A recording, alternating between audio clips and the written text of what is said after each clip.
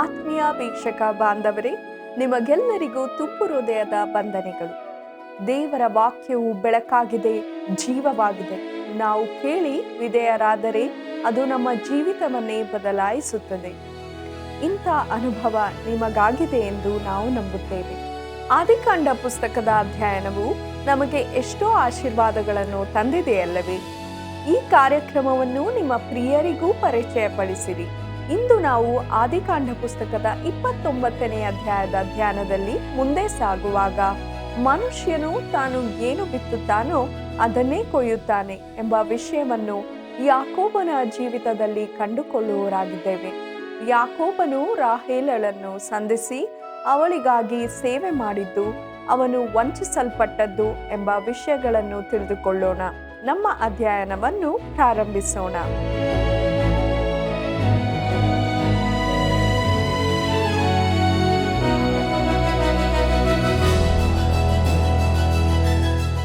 ನಾನಂತೂ ನಿನ್ನ ಕೃಪೆಯಲ್ಲಿ ಭರವಸವಿಟ್ಟಿದ್ದೇನೆ.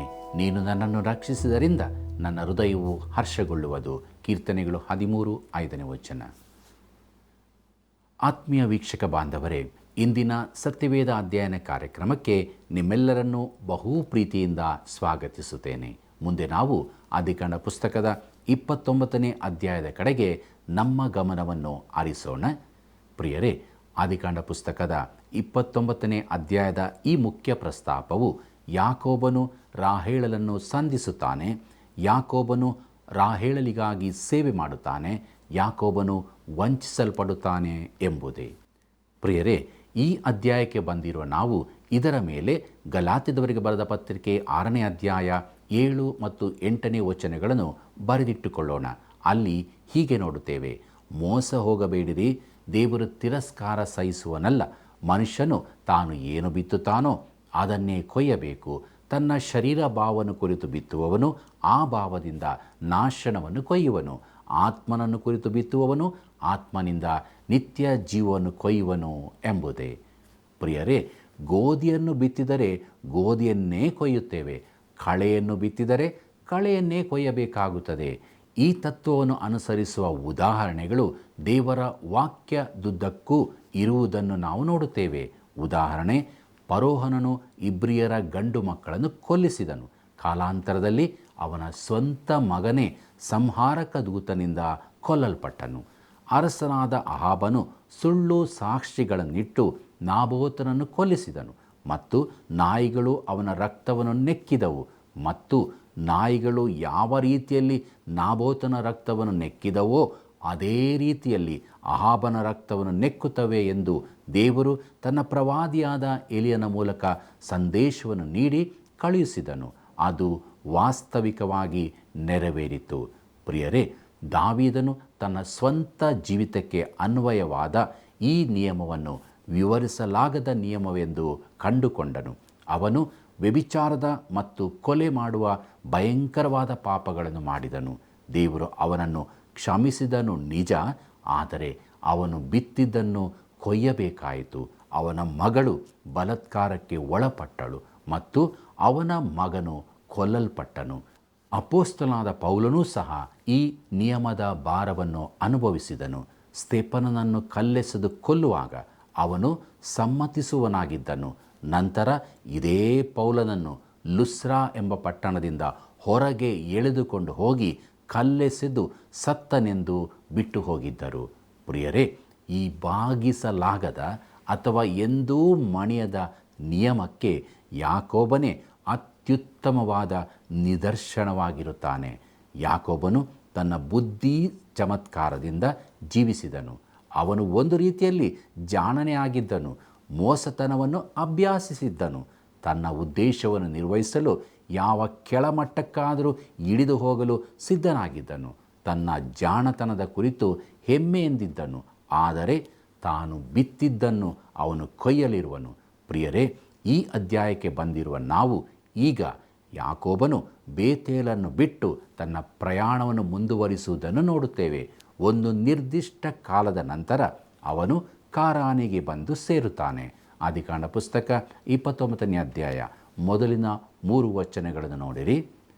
ಆಮೇಲೆ ಯಾಕೋಬನು ದಾರಿ ಹಿಡಿದು ಮೂಡಲ ದೇಶದವರ ಸೀಮೆಗೆ ಬಂದನು. ಅಲ್ಲಿಗೆ ಬಂದಾಗ ಅಡವಿಯೊಳಗೆ ಬಾವಿಯನ್ನು ಕಂಡನು. ಬಾವಿಯ ಹತ್ತಿರ 3 ಕುರಿ ಹಿಂಡುಗಳು ಮಲಗಿದ್ದವು. ಕುರಿಗಳನ್ನು ನೀರು ಕುಡಿಸುವುದಕ್ಕಾಗಿ ಆ ಬಾವಿಗೆ ಹೊಡಕೊಂಡು ಹೋಗುವ ಪದ್ಧತಿ ಇತ್ತು. ಬಾವಿಯ ಮೇಲೆ ಮುಚ್ಚಿದ್ದ ಕಲ್ಲು ದೊಡ್ಡದಾಗಿತ್ತು. ಹಿಂಡುಗಳೆಲ್ಲ ಅಲ್ಲಿ ಕೂಡಿದಾಗ ಕಾಯುವವರು ಬಾವಿಯ ಮೇಲೆ ಮುಚ್ಚಿದ್ದ ಕಲ್ಲನ್ನು ಸರಿಸಿ ಕುರಿಗಳಿಗೆ ನೀರು ಕುಡಿಸಿ ತಿರುಗಿ ಕಲ್ಲನ್ನು ಬಾವಿಯ ಮೇಲೆ ಮುಚ್ಚುವರು ಎಂಬುದೇ. ಪ್ರಿಯರೇ, ನೀರಿಗೆ ಕೊಡುವ ಪ್ರಾಮುಖ್ಯತೆಯನ್ನು ಕುರಿತು ಈ ವಾಕ್ಯ ಭಾಗದ ಮೂಲಕ ನಾವು ತಿಳಿದುಕೊಳ್ಳಬಹುದು. ಈಗಲೂ ಸಹ ನೀರು ಪ್ರಾಮುಖ್ಯವಾದ ವಸ್ತುವಾಗಿರುತ್ತದೆ. ಯಾಕೆಂದರೆ ಅನೇಕ ಸ್ಥಳಗಳಲ್ಲಿ ಅದರ ಕೊರತೆ ಇರುತ್ತದೆ. ಅದು ಖಂಡಿತವಾಗಿಯೂ ಸಂರಕ್ಷಿಸಲ್ಪಟ್ಟಿರಬೇಕು. ಆದುದರಿಂದಲೇ ದಿನದ ಒಂದು ನಿರ್ದಿಷ್ಟವಾದ ಸಮಯದಲ್ಲೇ ಮಾತ್ರ ಬಾವಿಯ ಮೇಲಿನ ಕಲ್ಲನ್ನು ತೆಗೆಯುತ್ತಿದ್ದರು ಮತ್ತು ಆಗ ಮಾತ್ರ ಎಲ್ಲರೂ ತಮ್ಮ ಕುರಿಗಳಿಗೆ ನೀರು ಕುಡಿಸಬೇಕಾಗಿತ್ತು. ಅದರ ನಂತರ ತಿರುಗಿ ಆ ಕಲ್ಲನ್ನು ಮುಚ್ಚುತ್ತಿದ್ದರು. ಈಗ ಪ್ರಿಯರೇ, ಆ ಕಲ್ಲನ್ನು ತೆಗೆಯುವ ಮುನ್ನ ಯಾಕೋಬನು ಆ ದೃಶ್ಯದಲ್ಲಿ ಕಾಣಿಸಿಕೊಳ್ಳುತ್ತಾನೆ. ಅವನು ಯಥಾಪ್ರಕಾರ ಜಂಬದವನಾಗಿರುವನು. ಮುಂದಕ್ಕೆ ನೋಡೋಣ. ಆದಿಕಾಂಡ ಪುಸ್ತಕ 29ನೇ ಅಧ್ಯಾಯ 4 ಮತ್ತು 5ನೇ ವಚನವನ್ನು. ಯಾಕೋಬನು ಅವರಿಗೆ, ಅಣ್ಣಂದಿರ, ನೀವು ಯಾವ ಊರಿನವರು ಎಂದು ಕೇಳಲು, ನಾವು ಕಾರಾನ್ ಊರಿನವರು ಅಂದರು. ಅವನು ಅವರನ್ನು, ನಾಹೋರನ ಮಗನಾದ ಲಾಬಾನನನ್ನು ಬಲ್ಲಿರಾ ಎಂದು ಕೇಳಿದಕ್ಕೆ, ಬಲ್ಲೆವು ಅಂದರು ಎಂಬುದಾಗಿ. ಪ್ರಿಯರೇ, ಬಾವಿಯ ಬಳಿಯಲ್ಲಿದ್ದ ಆ ಜನರಿಗೆ ಲಾಬಾನನ ಪರಿಚಯವಿತ್ತು. ಆದರೆ ಯಾಕೋಬನು ಇನ್ನೂ ಅವನನ್ನು ನೋಡಿರುವುದಿಲ್ಲ, ತಿಳಿದಿರುವುದೂ ಇಲ್ಲ. ಶೀಘ್ರದಲ್ಲಿಯೇ ಯಾಕೋಬನಿಗೂ ಲಾಬಾನನಿಗೂ ಪರಿಚಯವಾಗಲಿದೆ. ಆದಿಕಾಂಡ ಪುಸ್ತಕ 29ನೇ ಅಧ್ಯಾಯ 6 ಮತ್ತು 7ನೇ ವಚನವನ್ನು ಗಮನಿಸಿರಿ. ಅವನಿಗೆ ಕ್ಷೇಮವೋ ಎಂದು ಕೇಳಲು ಅವರು, ಕ್ಷೇಮ, ಆಗೋ ಅವನ ಮಗಳಾದ ರಾಹೇಳಲು ಕುರಿಗಳ ಸಂಗಡ ಬರುತ್ತಾಳೆ ಅಂದರು. ಯಾಕೋಬನು, ಇನ್ನೂ ಬಹಳ ಹೊತ್ತು ಇದೆ, ಕುರಿಗಳನ್ನು ಕೂಡಿಸುವ ಸಮಯವಾಗಿಲ್ಲ, ನೀರು ಕುಡಿಸಿ ಅವುಗಳನ್ನು ಮೇಯಿಸಿರಿ ಅನ್ನಲು ಎಂಬುದಾಗಿ. ಪ್ರಿಯರೇ, ಅಲ್ಲಿ ಯಾಕೋಬನು ಈಗಷ್ಟೇ ಆ ಪ್ರದೇಶಕ್ಕೆ ಬಂದಿರುತ್ತಾನೆ. ಆದರೆ ಅಲ್ಲಿನ ಜನರಿಗೆ ನೀರು ಕುಡಿಸುವುದರ ವಿಷಯವಾಗಿ ಹೇಳಿಕೊಡುತ್ತಿರುವುದನ್ನು ನೋಡುತ್ತೇವೆ. ಇದು ಅವನ ವಿಷಯದಲ್ಲಿ ವಿಚಿತ್ರವಾದದ್ದಾಗಿ ಕಂಡುಬರುತ್ತಾ ಇದೆ. ಆದರೆ ಆ ಜನರು ಪಾಲಿಸುತ್ತಿದ್ದ ನಿಯಮವನ್ನು ಕುರಿತು ಅವರು, ಹಿಂಡುಗಳೆಲ್ಲ ಕೂಡಿ ಬಂದಾಗ ಕಾಯುವವರು ಬಾವಿಯ ಮೇಲೆ ಮುಚ್ಚಿರುವ ಕಲ್ಲನ್ನು ತೆಗೆಯುವ ತನಕ ಕುಡಿಸಕೂಡದು, ಆನಂತರ ಕುರಿಗಳಿಗೆ ನೀರು ಕುಡಿಸುತ್ತೇವೆ ಎಂದು ಯಾಕೋಬನಿಗೆ ತಿಳಿಸುತ್ತಾ ಇದ್ದಾರೆ. ಇದನ್ನು ನಾವು ಆದಿಕಾಂಡ ಪುಸ್ತಕ 29ನೇ ಅಧ್ಯಾಯ 8ರಲ್ಲಿ ನೋಡುತ್ತೇವೆ. ಮುಂದಕ್ಕೆ ನಾವು ಯಾಕೋಬನು ರಾಹೇಳನನ್ನು ಸಂಧಿಸ್ತಾನೆ ಎಂಬ ವಿಚಾರವನ್ನು ನೋಡೋಣ. ಆದಿಕಾಂಡ ಪುಸ್ತಕ 29ನೇ ಅಧ್ಯಾಯ 9ನೇ ವಚನವನ್ನು ಗಮನಿಸಿರಿ.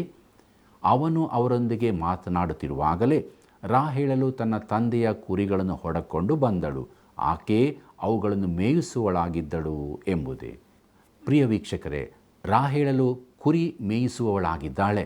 ಇದು ಆ ದಿನದಲ್ಲಿ ಸ್ತ್ರೀಯರ ಕೆಲಸವಾಗಿತ್ತು ಎಂಬುದನ್ನು ನಾವಿಲ್ಲಿ ನೋಡುತ್ತೇವೆ. ಆದಿಕಾಂಡ ಪುಸ್ತಕ 29ನೇ ಅಧ್ಯಾಯ 10ನೇ ವಚನವನ್ನು ಗಮನಿಸಿರಿ.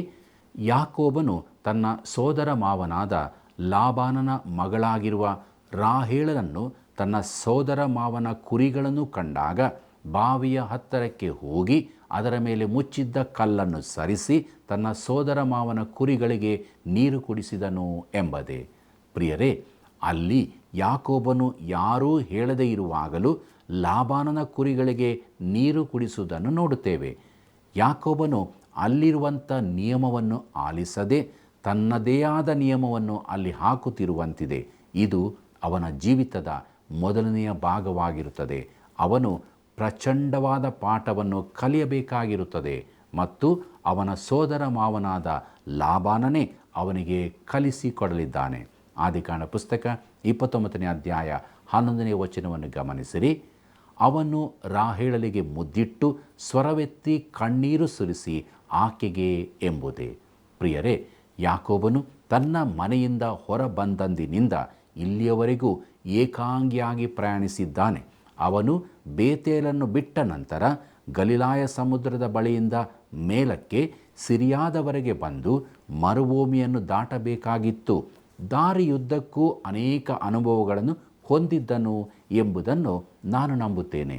ಜಂಬದಿಂದ ತುಂಬಿರುವಂಥ ಈ ವ್ಯಕ್ತಿಯು ಅಲ್ಲಿಗೆ ಬಂದ ಕೂಡಲೇ ಬಾವಿಗೆ ಬಂದ ಜನರನ್ನು ಅನೇಕ ವರ್ಷಗಳಿಂದ ಪರಿಚಯವಿದ್ದ ಹಾಗೇ ಮಾತಾಡಿಸಿದನು. ಅವರಿಗೆ ಪ್ರಶ್ನೆಯನ್ನು ಕೇಳುತ್ತಾ ತನ್ನ ಮಾತುಗಳನ್ನು ಮುಂದುವರಿಸುತ್ತಿರುವ ಹಾಗೆ ಬಹುಶಃ ಅಧಿಕೃತವಾಗಿಯೋ ಎಂಬಂತೆ ಆ ಬಾವಿಯ ಮೇಲಿನ ಕಲ್ಲನ್ನು ತೆಗೆಯುತ್ತಾನೆ. ಅಷ್ಟರಲ್ಲಿ ಅಲ್ಲಿಗೆ ಬಂದ ರಾಹೇಲನನ್ನು ನೋಡಿದ ಕೂಡಲೇ ತನ್ನ ತಾಯಿಯ ಕುಟುಂಬದ ಸದಸ್ಯಳು ಎಂಬುದನ್ನು ಕಂಡ ಅವನು ಉದ್ವೇಗದಿಂದ ಅತ್ತಿರಬಹುದು. ಯಾಕೋಬನು ಅಲ್ಲಿ ಸ್ವರವೆತ್ತಿ ಅಳುವುದಕ್ಕೆ ಇದೊಂದೇ ಕಾರಣವಾಗಿರುತ್ತದೆ. ಇದನ್ನು ಬಿಟ್ಟರೆ ಬೇರೆ ಯಾವ ಕಾರಣವೂ ಇರುವುದಿಲ್ಲ. ಮುಂದಕ್ಕೆ ನೋಡೋಣ. ಆದಿಕಾಂಡ ಪುಸ್ತಕ 29ನೇ ಅಧ್ಯಾಯ 12ನೇ ವಚನವನ್ನು, ನಾನು ನಿನ್ನ ತಂದೆಗೆ ಸೋದರಳಿಯನು ರೆಬೆಕ್ಕಳ ಮಗನೂ ಆಗಿದ್ದೇನೆ ಎಂದು ಹೇಳಿದಾಗ ರಾಹೇಲಳು ಓಡಿ ಹೋಗಿ ಆ ಮಾತನ್ನು ತನ್ನ ತಂದೆಗೆ ತಿಳಿಸಿದಳು ಎಂಬುದೇ. ಪ್ರಿಯರೇ, ಯಾಕೋಬನು ರಾಹೇಲಳಿಗೆ ತನ್ನ ಪರಿಚಯ ಮಾಡಿಕೊಡುತ್ತಾ ಇದ್ದಾನೆ. ಆಗ ಆಕೆಯು ಓಡಿ ಹೋಗಿ ತನ್ನ ತಂದೆಯಾದ ಲಾಬಾನನಿಗೆ ಈ ವಿಷಯವನ್ನು ತಿಳಿಸುತ್ತಾಳೆ. ಆದಿಕಾಂಡ ಪುಸ್ತಕ 29ನೇ ಅಧ್ಯಾಯ 13ನೇ ವಚನವನ್ನು ಗಮನಿಸಿರಿ. ಲಾಬಾನನು ತನ್ನ ಸೋದರಳಿಯನು ಬಂದ ವರ್ತಮಾನವನ್ನು ಕೇಳಿದಾಗ ಅವನನ್ನು ಎದುರುಗೊಳ್ಳುವುದಕ್ಕೆ ಓಡಿ ಬಂದು ಅಪ್ಪಿಕೊಂಡು ಮುದ್ದಿಟ್ಟು ತನ್ನ ಮನೆಗೆ ಕರಕೊಂಡು ಬಂದನು. ಯಾಕೋಬನು ಲಾಬಾನನಿಗೆ ಎಲ್ಲ ಸಂಗತಿಗಳನ್ನು ತಿಳಿಸಲು ಎಂಬುದೇ. ಪ್ರಿಯ ವೀಕ್ಷಕ ಬಾಂಧವರೇ, ಯಾಕೋಬನು ತನ್ನ ಸೋದರ ಮಾವನಾದ ಲಾಬಾನನ ಬಳಿ ಹಾಗೂ ಅವನ ಕುಟುಂಬದವರ ಬಳಿ ನಡೆದ ಎಲ್ಲ ಸಂಗತಿಗಳನ್ನು ತಿಳಿಸಿರಬಹುದು. ಒಂದು ವೇಳೆ ಹೇಗೆ ಮೋಸತನದಿಂದ ಚೊಚ್ಚಲುತನದ ಹಕ್ಕನ್ನು ಪಡೆದುಕೊಂಡನು, ಹೇಗೆ ಮೋಸತನದಿಂದ ತಂದೆಯ ಆಶೀರ್ವಾದವನ್ನು ಹೊಂದಿದನು, ಹೇಗೆ ಮನೆ ಬಿಟ್ಟು ಓಡಿ ಬಂದನು ಮತ್ತು ದಾರಿಯಲ್ಲಿ ಬೇತೇಲ್ನಲ್ಲಿ ನಡೆದಂಥ ಸಂಗತಿಗಳನ್ನು ಎಲ್ಲವನ್ನು ಹೇಳಿರಬಹುದು. ಹೇಗೋ ಯಾಕೋಬನು ಲಾಬಾನನಿಗೆ ಎಲ್ಲ ಸಂಗತಿಗಳನ್ನು ತಿಳಿಸಲು ಎಂಬುದಾಗಿ ವಾಕ್ಯ ಭಾಗದಲ್ಲಿ ತಿಳಿದುಕೊಂಡಿದ್ದೇವೆ. ಮುಂದಕ್ಕೆ ನೋಡೋಣ. ಆದಿಕಾಂಡ ಪುಸ್ತಕ 29ನೇ ಅಧ್ಯಾಯ 14ನೇ ವಚನವನ್ನು, ಲಾಬಾನನು ಅವನಿಗೆ, ನಿಜವಾಗಿ ನೀನು ನನ್ನ ರಕ್ತ ಸಂಬಂಧಿಯಾಗಿದ್ದಿ ಎಂದು ಹೇಳಿದನು. ಅವನು 1 ತಿಂಗಳವರೆಗೂ ಲಾಬಾನನ ಮನೆಯಲ್ಲಿ ವಾಸ ಮಾಡಿದನು ಎಂಬುದೇ. ಪ್ರಿಯರೇ, ಯಾಕೋಬನು ಲಾಬಾನನಿಗೆ ಎಲ್ಲ ಸಂಗತಿಗಳನ್ನು ತಿಳಿಸಿದನು ಎಂಬುದಾಗಿ ನಾವು ತಿಳಿದುಕೊಂಡೆವು.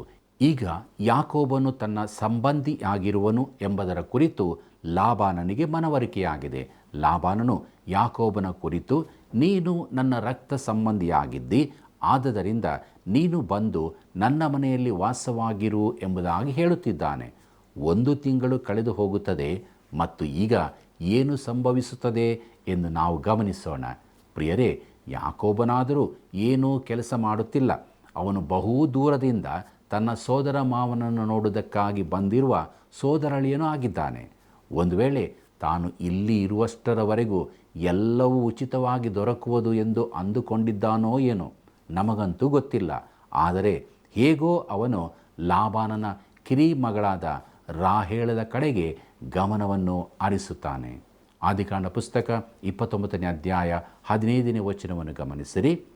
ಆಮೇಲೆ ಲಾಬಾನನು ಅವನನ್ನು, ನೀನು ನನ್ನನ್ನು ಸಂಬಂಧಿ ಎಂದು ಸುಮ್ಮನೆ ಸೇವಿಸುವುದು ನ್ಯಾಯವೋ? ನಿನ್ನ ಕೆಲಸಕ್ಕಾಗಿ ನಾನು ನಿನಗೆ ಏನು ಕೊಡಲಿ ಎಂದು ಕೇಳಿದನು ಎಂಬುದೇ. ಪ್ರಿಯರೇ, ಸೋದರ ಮಾವನಾದ ಲಾಬಾನನು ಬಹು ಜಾಣನಾಗಿದ್ದಾನೆ. ಯಾಕೋಬನು ಕೆಲಸ ಮಾಡುವುದರ ಕುರಿತಾಗಲಿ ಅಥವಾ ಲಾಬಾನನನ್ನು ಸೇವಿಸುವುದರ ಕುರಿತಾಗಲಿ ಯಾವ ವಿಷಯವನ್ನೂ ಮಾತಾಡಿರುವುದಿಲ್ಲ. ಆದರೆ ಲಾಬಾನನು ಬಹು ಜಾಣ್ಮೆಯಿಂದ ಆ ಸಂಗತಿಯನ್ನು ಯಾಕೋಬನ ಮುಂದೆ ಪ್ರಸ್ತಾಪಿಸುತ್ತಾನೆ. ಅಂದರೆ ನೀನು ಸುಮ್ಮನೆ ಕೆಲಸ ಮಾಡುವುದು ನ್ಯಾಯವೋ ಎಂಬುದಾಗಿ ಹೇಳುತ್ತಾ ಇದ್ದಾನೆ. ಇದನ್ನು ಇನ್ನೊಂದು ಮಾತಿನಲ್ಲಿ ಹೇಳುವುದಾದರೆ, ಯಾಕೋಬನೇ, ಇಲ್ಲಿ ಯಾವುದೂ ಉಚಿತವಲ್ಲ, ನೀನು ಕೆಲಸ ಮಾಡಬೇಕಾಗುತ್ತದೆ ಎಂಬುದು ಲಾಬಾನನು ಹೇಳಿದ ಮಾತಿನ ಅರ್ಥವಾಗಿರುತ್ತದೆ. ಮತ್ತು ಅವನು ಅದಕ್ಕೆ ಸಂಬಳವನ್ನು ಕೊಡುವುದಾಗಿ ಒಪ್ಪಿಕೊಂಡನು.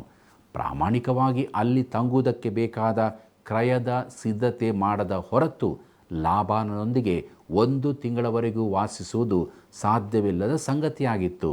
ನೋಡಿರಿ, ಲಾಬಾನನು ಬಹು ಜಾಣನಾದ ವ್ಯಕ್ತಿಯಾಗಿದ್ದಾನೆ ಮತ್ತು ಈಗ ಅವನು ತನ್ನ ಸೋದರಳಿಯನೊಂದಿಗೆ ವ್ಯವಹರಿಸುತ್ತಾ ಇದ್ದಾನೆ. ಮುಂದಕ್ಕೆ ನೋಡೋಣ. ಆದಿಕಾಂಡ ಪುಸ್ತಕ 29ನೇ ಅಧ್ಯಾಯ 16ನೇ ವಚನವನ್ನು, ಲಾಬಾನನಿಗೆ 2 ಹೆಣ್ಣು ಮಕ್ಕಳಿದ್ದರು. ದೊಡ್ಡವಳ ಹೆಸರು ಲೇಯಾ, ಚಿಕ್ಕವಳ ಹೆಸರು ರಾಹೇಲ್ ಎಂಬುದೇ. ಪ್ರಿಯರೇ, ಈ ವಾಕ್ಯ ಭಾಗದಲ್ಲಿ ನಾವು ಲಾಬಾನನ ಇಬ್ಬರು ಹೆಣ್ಣು ಮಕ್ಕಳ ಪರಿಚಯವನ್ನು ಹೊಂದುವರಾಗಿರುತ್ತೇವೆ. ಯಾಕೋಬನು ತನ್ನ ಕಿರಿ ಮಗಳಾದ ರಾಹೇಳರಲ್ಲಿ ಆಸಕ್ತನಾಗಿರುವುದನ್ನು ಬಹುಶಃ ಲಾಬಾನನು ಗಮನಿಸಿದ್ದನು. ಆದಿಕಾಂಡ ಪುಸ್ತಕ 29ನೇ ಅಧ್ಯಾಯ 17ನೇ ವಚನವನ್ನು ನೋಡಿರಿ. ಲೇಯಾ ಎಂಬಾಕೆಯ ಕಣ್ಣುಗಳು ಕಾಂತಿಹೀನವಾಗಿದ್ದವು, ರಾಹೇಳಲು ರೂಪವತಿಯೂ ಲಾವಣ್ಯವತಿಯೂ ಆಗಿದ್ದಳು ಎಂಬುದೇ. ಪ್ರಿಯ ವೀಕ್ಷಕ ಬಾಂಧವರೇ, ಲಾಬಾನನ ಕಿರಿಮಗಳಾದ ರಾಹೇಳಲು ಬಹು ಸುಂದರಿಯಾಗಿದ್ದಳು. ಆದರೆ ಹಿರಿಮಗಳಾದ ಲೇಯಾ ಕಾಂತಿಹೀನ ಕಣ್ಣುಗಳನ್ನು ಹೊಂದಿದ್ದಳು. ಅಂದರೆ ಆಕೆಯು ಸುಂದರಿಯಾಗಿರಲಿಲ್ಲ ಎಂಬುದಾಗಿ ಹೇಳಲು ಇದು ಸಭ್ಯವಾದ ರೀತಿಯಾಗಿರುತ್ತದೆ. ಮುಂದಿನ ಬಾರಿ ನೀವು ಹಸುವನ್ನು ಭೇಟಿಯಾದಾಗ ಅದರ ಕಣ್ಣುಗಳನ್ನು ನೋಡಿ, ಅವು ಸುಂದರವಾಗಿವೆ ಎಂದು ನೀವು ನೋಡುತ್ತೀರಿ. ನಾನು ಆ ನಾಟಕವನ್ನು ಓದಿದಂದಿನಿಂದ ನಾನು ಕೊಳಕು ಕಣ್ಣುಗಳನ್ನು ಹೊಂದಿರುವ ಹಸುವನ್ನು ಎಂದಿಗೂ ನೋಡಿಲ್ಲ. ಆದರೆ ಲೇಯಳು ಹಸುವಿನ ಕಣ್ಣಿನವಳಾಗಿರಲಿಲ್ಲ, ಅವಳು ಕಾಂತಿಹೀನ ಕಣ್ಣಿನವಳು. ಅಂದರೆ ಅವಳು ಒಂದು ರೀತಿಯ ಕೊಳಕು ಬಾತುಕೋಳಿಯಾಗಿದ್ದಳು. ಈಗ ಯಾಕೋಬನು ಬಹು ಸುಂದರಿಯಾಗಿರುವ ರಾಹೇಳಲನ್ನು ಇಷ್ಟಪಡುತ್ತಾ ಇದ್ದಾನೆ. ಮುಂದಕ್ಕೆ ನಾವು ಯಾಕೋಬನು ರಾಹೇಳಲಿಗಾಗಿ ಸೇವೆ ಮಾಡುತ್ತಾನೆ ಎಂಬ ವಿಚಾರವನ್ನು ನೋಡೋಣ. ಆದಿಕಾಂಡ ಪುಸ್ತಕ 29ನೇ ಅಧ್ಯಾಯ 18ನೇ ವಚನವನ್ನು ಗಮನಿಸಿ. ಯಾಕೋಬನು ರಾಹೇಳಲನ್ನು ಮೆಚ್ಚಿಕೊಂಡು, ನಿನ್ನ ಕಿರಿಮಗಳಾದ ರಾಹೇಳಲಿಗೋಸ್ಕರ ನಿನ್ನಲ್ಲಿ 7 ವರ್ಷ ಸೇವೆ ಮಾಡುವೆನು ಎಂದು ಹೇಳಲು ಎಂಬುದೇ. ಪ್ರಿಯರೇ, ಯಾಕೋಬನು ಚಂದ್ರನ ಕಣ್ಣಿನವನಾಗಿದ್ದನು ಎಂದು ನಾವು ಕಂಡುಕೊಂಡಿದ್ದೇವೆ. ಆದ್ದರಿಂದ ಆ ದಿನ ಬೆಳಿಗ್ಗೆ ಉಪಹಾರದ ಸಮಯದಲ್ಲಿ ಚಿಕ್ಕಪ್ಪ ಲಾಬಾನನು ಕೆಲಸಕ್ಕೆ ಹೋಗಬೇಕೆಂದು ಸೂಚಿಸಿದಾಗ ಅವನು ಸ್ವತಃ ಏನನ್ನಾದರೂ ಮನಸ್ಸಿನಲ್ಲಿಟ್ಟುಕೊಂಡಿದ್ದನು. ಹುಡುಗನು ಆ ಹುಡುಗಿಯನ್ನು ಯಾಕೋಬನು ಹೇಳಿದಂಥ ಮಾತು ಆಶ್ಚರ್ಯವನ್ನೇನೂ ಉಂಟು ಮಾಡಲಿಲ್ಲ ಎಂಬುದಾಗಿ ನನಗೆ ಅನಿಸುತ್ತದೆ. ಯಾಕಂದರೆ ಯಾಕೋಬನು ರಾಹೇಳರನ್ನು ಮೆಚ್ಚಿಕೊಂಡ ವಿಷಯವನ್ನು ಅವನು ಈಗಾಗಲೇ ತಿಳಿದಿರಬಹುದು. ಹೇಗೋ ಯಾಕೋಬನು ರಾಹೇಳರಿಗೋಸ್ಕರ 7 ವರ್ಷ ಸೇವೆ ಮಾಡಲು ಒಪ್ಪಿಕೊಂಡನು. ಲಾಬಾನನಾದರೂ ಗಟ್ಟಿಯಾದ ಚೌಕಾಶಿಯನ್ನು ವ್ಯವಹರಿಸುತ್ತಾ ಇದ್ದಾನೆ. ಮುಂದಕ್ಕೆ ನೋಡ್ರಿ, ಆದಿಕಾಂಡ ಪುಸ್ತಕ 29ನೇ ಅಧ್ಯಾಯ 19ನೇ ವಚನವನ್ನು. ಲಾಬಾನನು ಆಕೆಯನ್ನು ಬೇರೊಬ್ಬನಿಗೆ ಕೊಡುವುದಕ್ಕಿಂತ ನಿನಗೆ ಕೊಡುವುದೇ ಉಚಿತ, ನನ್ನ ಬಳಿಯಲ್ಲಿರು ಅಂದನು ಎಂಬುದೇ. ಪ್ರಿಯರೇ, ಯಾಕೋಬನ ಚೌಕಾಶಿಯನ್ನು ಲಾಬಾನನು ಒಪ್ಪಿಕೊಳ್ಳುತ್ತಾ ಇದ್ದಾನೆ. ಮುಂದಿನ ವಚನವು ಯಾಕೋಬನ ಕುರಿತು ಬಹು ಸುಂದರವಾದ ಸಂಗತಿಯನ್ನು ವರ್ಣಿಸುವಂಥದ್ದಾಗಿರುತ್ತದೆ. ಪ್ರಾಮಾಣಿಕವಾಗಿ ಹೇಳುವುದಾದರೆ ಯಾಕೋಬನ ಜೀವಿತದ ಆರಂಭದ ವರ್ಷಗಳಲ್ಲಿ ಯಾವುದೇ ಆದ ಸುಂದರವಾದ, ಮನೋಹರವಾದ, ಅತ್ಯುತ್ತಮವಾದದರ ಪ್ರತ್ಯಕ್ಷತೆಯು ರಾಹೇಳಲಿಗಾಗಿ ಅವನು ಹೊಂದಿದ್ದ ಪ್ರೀತಿಯಾಗಿತ್ತು. ಆದಿಕಾಂಡ ಪುಸ್ತಕ 29ನೇ ಅಧ್ಯಾಯ 20ನೇ ವಚನವನ್ನು ಗಮನಿಸಿರಿ. ಆದದರಿಂದ ಯಾಕೋಬನು ರಾಹೇಳಲಿಗೋಸ್ಕರ 7 ವರ್ಷ ಸೇವೆ ಮಾಡಿದನು. ಆದರೂ ಆಕೆಯಲ್ಲಿ ಬಹಳ ಪ್ರೀತಿಯನ್ನಿಟ್ಟಿದ್ದರಿಂದ ಅದು ಅವನಿಗೆ ಸ್ವಲ್ಪ ದಿವಸದಂತೆ ಕಾಣಿಸಿತು ಎಂಬುದೇ. ಪ್ರಿಯರೇ, ಯಾಕೋಬನು ಕೆಲಸ ಮಾಡುತ್ತಿರುವಂಥ ರೀತಿಯನ್ನು ನಾವು ಇಲ್ಲಿ ನೋಡಬಹುದು. ಮಾವನಾದ ಲಾಬಾನನು ಅವನಿಂದ ಕಠಿಣವಾದ ಕೆಲಸವನ್ನು ತೆಗೆದುಕೊಂಡನು. ಯಾವುದೇ ಹವಾಮಾನವಿದ್ದರೂ ಯಾಕೋಬನು ಕೆಲಸ ಮಾಡಿದನು. ಆದರೆ ಅವನು ಯಾವಾಗಲೂ ರಾಹೇಳಲ ಕುರಿತು ಯೋಚಿಸುತ್ತಾ ಇದ್ದನು. ಆಕೆಯನ್ನು ಅತಿಯಾಗಿ ಪ್ರೀತಿ ಮಾಡುತ್ತಾ ಇದ್ದನು. ಆದಿಕಾಂಡ 29ನೇ ಅಧ್ಯಾಯ 21 ಮತ್ತು 22ನೇ ವಚನವನ್ನು ನೋಡೋಣ.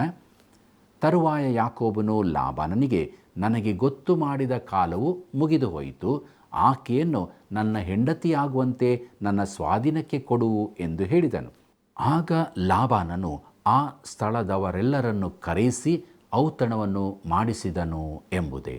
ಪ್ರಿಯರೇ, ಅಲ್ಲಿ ಯಾಕೋಬನು ರಾಹೇಳಲಿಗೋಸ್ಕರ ಮಾಡಿದ ಸೇವೆಯ ಕಾಲವು ಮುಗಿದಿರುವುದನ್ನು, ಅವನು ಲಾಬಾನನ ಬಳಿಗೆ ಹೋಗಿ ರಾಹೇಳಲನ್ನು ಕೊಡುವಂತೆ ಕೇಳಿಕೊಂಡದನ್ನು ನೋಡುತ್ತೇವೆ. ಮತ್ತು ಈ ಕೊಡುವಂಥ ಕಾರ್ಯಕ್ಕಾಗಿ ಲಾಬಾನನು ಆ ಸ್ಥಳದವರನ್ನೆಲ್ಲ ಕೂಡಿಸಿ ಔತಣ ಮಾಡಿಸುವುದನ್ನು ನಾವು ನೋಡುತ್ತೇವೆ. ಮುಂದಕ್ಕೆ ನಾವು ಯಾಕೋಬನು ವಂಚಿಸಲ್ಪಟ್ಟಿದ್ದು ಎಂಬ ವಿಚಾರವನ್ನು ನೋಡೋಣ. ಈಗ ಸೋದರ ಮಾವನಾದ ಲಾಬಾನನು ಏನು ಮಾಡುತ್ತಾನೆ ಎಂಬುದನ್ನು ನಾವು ಗಮನಿಸಲಿದ್ದೇವೆ. ಆದಿಕಾಂಡ ಪುಸ್ತಕ 29ನೇ ಅಧ್ಯಾಯ 23ನೇ ವಚನದಿಂದ 26ನೇ ವಚನಗಳನ್ನು ನೋಡುವಾಗ, ಪ್ರಿಯರೇ, ಅಂದಿನ ದಿನಗಳಲ್ಲಿ ಮದುವೆಯ ಸಮಾರಂಭದ ಮೊದಲಗಿತ್ತಿಯು ಮುಸುಕನ್ನು ಧರಿಸುತ್ತಿದ್ದಳು. ಆ ಮುಸುಕು ಎಷ್ಟರ ಮಟ್ಟಿಗೆ ಇರುತ್ತಿದ್ದೆಂದರೆ ಧರಿಸಿದ ಆ ಬಟ್ಟೆಗಳಲ್ಲಿ ಹಾಗೂ ಮುಸುಕಿನಲ್ಲಿ ಆ ಕನ್ಯೆಯು ಕಾಣಿಸುತ್ತಲೇ ಇರಲಿಲ್ಲ. ಅದು ಹೇಗೋ ಮರುದಿನ ಬೆಳಗಿನ ಜಾವದವರೆಗೂ ಯಾಕೋಬನು ಆ ಹುಡುಗಿಯನ್ನು ನೋಡಲೇ ಇಲ್ಲ. ಬೆಳಿಗ್ಗೆ ಎದ್ದು ನೋಡಿದಾಗ ಆಕೆಯು ರಾಹೇಳಲಾಗಿರದೆ ಲೇಯಳಾಗಿದ್ದಳು. ಆ ಗಳಿಗೆಯಲ್ಲಿ ಯಾಕೋಬನು ತಾನು ಮೋಸಕ್ಕೊಳಗಾಗಿರುವೆನು ಅಂದುಕೊಂಡನು. ಬಹುಶಃ ತಾನು ತನ್ನ ತಂದೆಯ ಬಳಿಗೆ ಹಿರೀಮಗನ ವೇಷದಲ್ಲಿ ಹೋಗಿರುವುದರ ನೆನಪಾಗಿರಬಹುದು. ಅವನು ತನ್ನ ತಂದೆಗೆ ಮೋಸ ಮಾಡಿದ್ದನು ಮತ್ತು ಆ ಕಾರಣದಿಂದಲೇ ಮನೆಯನ್ನು ಬಿಟ್ಟು ಓಡಿ ಹೋಗಬೇಕಾಗಿತ್ತು. ನೋಡಿರಿ ಪ್ರಿಯರೇ, ದೇವರು ಅಂಥ ನಡವಳಿಕೆಯನ್ನು ಎಂದಿಗೂ ಸಮ್ಮತಿಸುವುದಿಲ್ಲ. ಒಂದು ವಿಚಿತ್ರವಾದ ಸಂಗತಿಯನ್ನು ನಿಮ್ಮ ಮುಂದಿಡಲು ಬಯಸುತ್ತೇನೆ. ಅದೇನೆಂದರೆ, ಕಿರಿಯವನಾಗಿದ್ದಾಗ್ಯೂ ತಾನು ಹಿರಿಯವನೆಂದು ವೇಷ ಧರಿಸಿ ತಂದೆಗೆ ಮೋಸ ಮಾಡಿದ ಯಾಕೋಬನು ಈಗ ಲಾಬಾನನ ಮನೆಯಲ್ಲಿ ಕಿರಿಯವಳನ್ನು ಹೊಂದುತ್ತಿರುವೆನು ಅಂದುಕೊಂಡ ಅವನು ಹಿರಿಯವಳನ್ನು ಹೊಂದಿದ್ದಾನೆ. ಅವನ ಆಲೋಚನೆಯು ಬುಡಮೇಲಾಗಿರುತ್ತದೆ ಮತ್ತು ಅದು ಅವನಿಗೆ ಬಹು ಭಯಂಕರವಾದದ್ದಾಗಿ ಕಂಡುಬರುತ್ತದೆ. ತನ್ನ ಮಾವನು ತನಗೆ ಅಪರಾಧವನ್ನು ಮಾಡಿರುವನು ಎಂಬುದಾಗಿ ಯಾಕೋಬನು ಅಂದುಕೊಳ್ಳುತ್ತಾನೆ.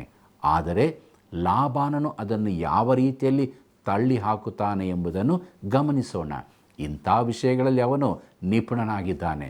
ಬಹುಶಃ ಒಪ್ಪಂದ ಮಾಡಿಕೊಳ್ಳುವಾಗ ಒಂದು ಚಿಕ್ಕ ವಿಷಯವನ್ನು ಮರೆತು ಬಿಟ್ಟಿದ್ದೇನೆ ಎಂಬುದಾಗಿ ಹೇಳಿರಬಹುದು. ಹಿರಿಯ ಮಗಳು ಮದುವೆಯಾಗುವವರೆಗೂ ಕಿರಿಯ ಮಗಳು ಮದುವೆ ಮಾಡಿಕೊಳ್ಳಬಾರದು ಎಂಬುದು ಆ ದೇಶದ ಸಂಪ್ರದಾಯವಾಗಿತ್ತು ಎಂದು ಅವನು ತಿಳಿಸುತ್ತಾ ಇದ್ದಾನೆ. ಹೀಗಿರುವಾಗಲೂ ಲಾಬಾನನು ತನ್ನ ವ್ಯವಹಾರಗಳಲ್ಲಿ ಬಹು ಉದಾರವಾಗಿರಲು ಒಪ್ಪಿಕೊಳ್ಳುತ್ತಾ ಇದ್ದಾನೆ. ಆದುದರಿಂದ ಮತ್ತೊಂದು ಕೊಡುಗೆಯ ವಿಷಯದಲ್ಲಿ ಪ್ರಸ್ತಾಪಿಸುತ್ತಾ ಇದ್ದಾನೆ. ಆದಿಕಾಂಡ ಪುಸ್ತಕ 29ನೇ ಅಧ್ಯಾಯ 27ನೇ ವಚನವನ್ನು ಗಮನಿಸಿರಿ. ಆಕೆಯ ಮದುವೆಯ ವಾರವನ್ನು ಪೂರೈಸು, ಆನಂತರ ಈ ನನ್ನ ಕಿರಿ ಮಗಳನ್ನು ಕೊಡುತ್ತೇನೆ, ಈಕೆಗೋಸ್ಕರ ನೀನು ಇನ್ನೂ 7 ವರ್ಷ ಸೇವೆ ಮಾಡು ಅಂದನು ಎಂಬುದೇ. ಪ್ರಿಯರೇ, ಈ ವಾಕ್ಯ ಭಾಗದಲ್ಲಿ ಮದುವೆಯ ವಾರವನ್ನು ಎಂಬುದಾಗಿ ನಾವು ಸ್ಪಷ್ಟವಾಗಿ ನೋಡಿಕೊಂಡಿದ್ದೇವೆ. ಅಂದರೆ ಅವರ ಸಂಸ್ಕೃತಿಯಲ್ಲಿ ಮದುವೆಯು 7 ದಿವಸದ ಸಂಪ್ರದಾಯವಾಗಿತ್ತು. ಅದರ ನಂತರ ತನ್ನ ಕಿರಿ ಮಗಳಾದ ರಾಹೇಳನನ್ನು ಕೊಡುವುದಾಗಿಯೂ ಮತ್ತು ರಾಹೇಳರಿಗೋಸ್ಕರ ಪುನಃ 7 ವರ್ಷ ಸೇವೆಯನ್ನು ಮಾಡಬೇಕು ಎಂಬುದಾಗಿಯೂ ಲಾಬಾನನು ಯಾಕೋಬನಿಗೆ ಹೇಳುತ್ತಾ ಇದ್ದಾನೆ. ಪ್ರಿಯರೇ, ಯಾಕೋಬನು ನಿಜವಾಗಿಯೂ ಶಿಸ್ತಿನ ಶಾಲೆಯಲ್ಲಿದ್ದಾನೆ. ಅವನು ಹೇಗೂ 2 ಪತ್ನಿಯರನ್ನು ತೆಗೆದುಕೊಳ್ಳಬಾರದಾಗಿತ್ತು. ಇದರ ನಿಮಿತ್ತ ಮುಂದೆ ಅವನು ಸಂಕಷ್ಟಕ್ಕೊಳಗಾಗಲಿದ್ದಾನೆ. ಮುಂದಕ್ಕೆ ನೋಡೋಣ. ಆದಿಕಾಂಡ ಪುಸ್ತಕ 29ನೇ ಅಧ್ಯಾಯ 28ನೇ ವಚನವನ್ನು. ಯಾಕೋಬನು ಅದಕ್ಕೆ ಒಪ್ಪಿ ಹಿರಿಯವಳ ಮದುವೆಯ ವಾರವನ್ನು ತೀರಿಸಿದನು. ಆಗ ಲಾಬಾನನು ತನ್ನ ಮಗಳಾದ ರಾಹೇಳನನ್ನು ಯಾಕೋಬನಿಗೆ ಹೆಂಡತಿಯಾಗಿ ಕೊಟ್ಟು ಎಂಬುದೇ. ಪ್ರಿಯರೇ, ಯಾಕೋಬನು ಆರಂಭದಲ್ಲಿ ಒಪ್ಪಿಕೊಂಡದಕ್ಕಿಂತ 2ರಷ್ಟು ಸೇವೆಯನ್ನು ಈಗ ಲಾಬಾನನಿಗೆ ಮಾಡುತ್ತಾ ಇದ್ದಾನೆ. 7 ವರ್ಷಗಳು ದೀರ್ಘವಾಗಿವೆ, ಆದರೆ ಈಗ 14 ವರ್ಷಗಳು 2ರಷ್ಟು ದೀರ್ಘವಾಗಿದೆ. ಆದರೆ ಈ ವ್ಯವಸ್ಥೆಯು ಯಾಕೋಬನಿಗೆ 2 ಪತ್ನಿಯರನ್ನು ಒದಗಿಸಿತು. ಹಾಗಾದರೆ ಪ್ರಿಯರೇ, ಈ ವಿಷಯವು ಸತ್ಯವೇದದಲ್ಲಿ ಪ್ರಸ್ತಾಪಿಸಿರುವುದರಿಂದ ದೇವರು ಬಹುಪತ್ನಿತ್ವವನ್ನು ಸಮ್ಮತಿಸುತ್ತಾನೋ ಎಂಬುದಾಗಿ ನಾವು ಆಲೋಚಿಸಬಹುದು. ಇಲ್ಲ ಪ್ರಿಯರೇ, ಖಂಡಿತವಾಗಿಯೂ ಸತ್ಯವೇದದಲ್ಲಿ ಪ್ರಸ್ತಾಪಿಸಲ್ಪಟ್ಟಂಥ ಎಲ್ಲವುಗಳನ್ನು ದೇವರು ಸಮ್ಮತಿಸುವುದಿಲ್ಲ. ಅದು ನಮ್ಮನ್ನು ಬೆಚ್ಚಿ ಬೀಳಿಸಬಹುದು. ಆದಿಕಾಂಡ ಪುಸ್ತಕ 29ನೇ ಅಧ್ಯಾಯ 31 ಮತ್ತು 32ನೇ ವಚನವನ್ನು ಗಮನಿಸಿರಿ. ಲೇಯಳು ಯಾಕೋಬನಿಗೆ ಅಲಕ್ಷ್ಯವಾದಳೆಂದು ಯೆಹೋವನು ನೋಡಿ ಆಕೆಯನ್ನು ಬಸುರಾಗುವಂತೆ ಮಾಡಿದನು. ಆದರೆ ರಾಹೇಳಳು ಬಂಜೆಯಾಗಿದ್ದಳು. ಲೇಯಳು ಗರ್ಭಿಣಿಯಾಗಿ ಗಂಡು ಮಗುವನ್ನು ಹೆತ್ತು, ಯೆಹೋವನು ನನ್ನ ವ್ಯಥೆಯನ್ನು ನೋಡಿದ್ದಾನೆ, ಇನ್ನು ಮುಂದೆ ನನ್ನ ಗಂಡನು ನನ್ನನ್ನು ಪ್ರೀತಿಸುವನು ಎಂದು ಹೇಳಿ ಅದಕ್ಕೆ ರೂಬೇನನೆಂದು ಹೆಸರಿಟ್ಟಳು ಎಂಬುದೇ. ಪ್ರಿಯರೇ, ಯಾಕೋಬನು ರಾಹೇಳನನ್ನು ಲೇಯಳಿಗಿಂತ ಹೆಚ್ಚಾಗಿ ಪ್ರೀತಿಸುತ್ತಾ ಇದ್ದನು. ಈ ಕಾರಣದಿಂದಾಗಿ, ಅಂದರೆ ಇದನ್ನು ತಿಳಿದಂಥ ಲೇಯಳು ದುಃಖದ ವ್ಯಕ್ತಿಯಾಗಿದ್ದಳು. ಆಕೆಯು ರೂಬೇನನ ತಾಯಿಯಾದಾಗ ಅದು ಆಕೆಯ ಹೃದಯಕ್ಕೆ ಆನಂದವನ್ನು ಉಂಟು ಮಾಡಿತು ಮತ್ತು ಇನ್ನು ಮುಂದೆ ಯಾಕೋಬನು ತನ್ನನ್ನು ಪ್ರೀತಿಸುತ್ತಾನೆ ಎಂಬ ಅನಿಸಿಕೆ ಆಕೆಯಲ್ಲಿ ಹುಟ್ಟಿಕೊಂಡಿತು. ಪ್ರಿಯರೇ, ರೂಬೇನನು ಯಾಕೋಬನ ಚೊಚ್ಚಲ ಮಗನಾಗಿರುವನು, ಆದರೆ ಕ್ರಿಸ್ತನ ಕಡೆಗೆ ನಡೆಸುವ ಸಂತತಿಯನ್ನು ಆರಂಭಿಸುವವನು ಇವನಾಗಿರುವುದಿಲ್ಲ. ಅದರ ಬದಲಾಗಿ ಲೇಯಳ 4ನೇ ಮಗನಾಗಿರುವ ಯಹೂದನಾಗಿರುತ್ತಾನೆ. ಯಹೂದನ ಸಂತತಿಯು ರಾಜವಂಶವಾಗಿತ್ತು. ದಾವೀದನು ಆ ಸಂತತಿಯಲ್ಲಿದ್ದನು ಮತ್ತು ನಂತರ ನಮ್ಮ ಕರ್ತನಾದ ಯೇಸು ಕ್ರಿಸ್ತನು ತಾನೇ ಮಾಂಸಧಾರಿಯಾಗಿ ಯಹೂದದ ಸಂತತಿಯಿಂದ ಬಂದನು. ರೂಬೇನನು ತನ್ನ ಪಾಪದ ನಿಮಿತ್ತ ಚೊಚ್ಚಲುತನದ ಸ್ಥಾನವನ್ನು ಕಳೆದುಕೊಂಡನು. ಲೇವಿಯು ಯಾಜಕ ವಂಶವಾಗಿತ್ತು. ಅಂತೂ ಲೇಯಳು ಯಾಕೋಬನ ಕೆಲವು ಎದ್ದು ಕಾಣುವ ಮಕ್ಕಳ ತಾಯಿಯಾಗಿದ್ದಳು.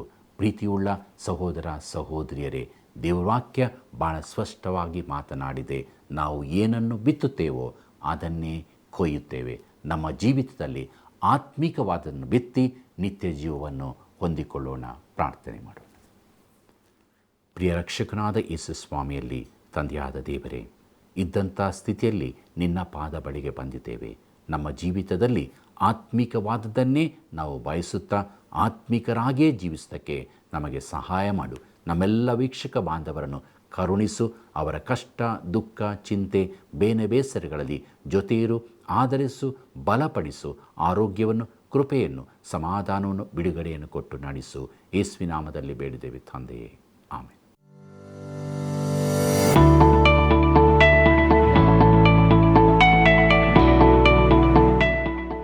ಇಂದಿನ ಅಧ್ಯಯನಕ್ಕೆ ಒಂದು ಪ್ರಶ್ನೆ.